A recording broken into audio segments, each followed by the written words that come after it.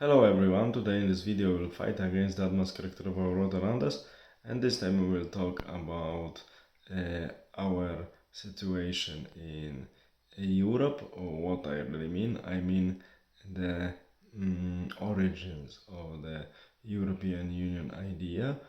I mentioned them in one of my previous videos.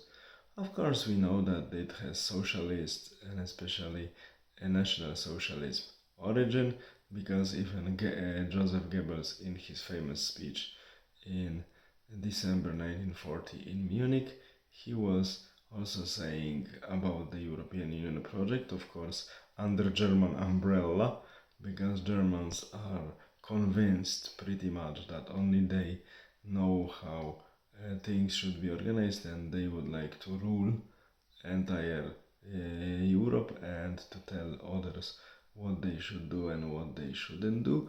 There are also some voices supported by evidence that after even close to the end of the Second World War, many German prisoners of war who were educated were taken by the Americans and British to the special camps and re-educated.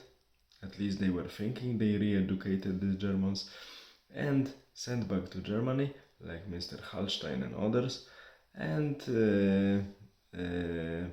creation of the first structures that later evolved into current form of European Union started. And the first 1957, Rome treaties and so on, because Americans were thinking, okay, so there are concepts of unifying Europe, so if we unify it economically and maybe later politically, hell knows, maybe we will not have these wars in which we each 20-30 years are getting involved. So Americans approached in a very pragmatic way. They took some German plans, I suppose. They hoped they re-educated some German Nazis, National Socialists, and they started helping in building the European Union under their umbrella. But Americans forgot about one thing: socialists will always stay socialist, and German Prussian chauvinist will always stay German Prussian chauvinist. Nothing will change. And these people, after some time, when they were building this European Union to its current shape, after some time they realized that they can disconnect from their American patron and slip away from the beneath of American shoe. So they can slip away and run away. And they are trying to do it, and they do it. And now we see that if Democrats are in power, especially, they are giving free hand to Germans. Even previous Democratic presidents of United States was allowing Germans to have a free hand in Europe, and we see how closely, politically and economically, first of all, how closely they got to Russia, and how they dominated European Union. Because after Second World War, Americans were thinking, okay, we will try to build something like European Union economically, maybe politically.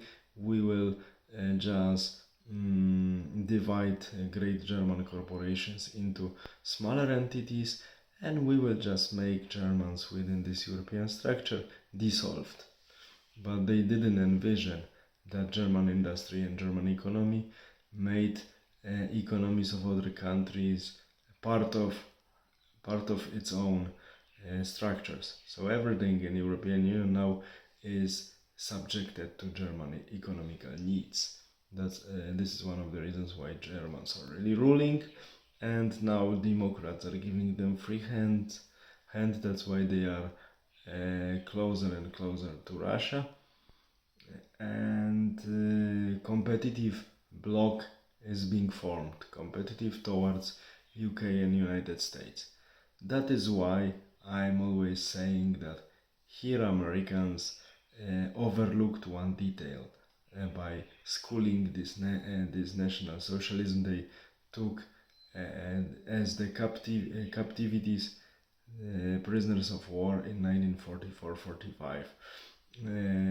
Because of course they were hoping to re-educate them, but they forgot that Germans, once they feel more free, they will always come back to their old plans, and these plans were already presented by Joseph Goebbels in 1940, later mentioned by a famous Chancellor of Austrian origin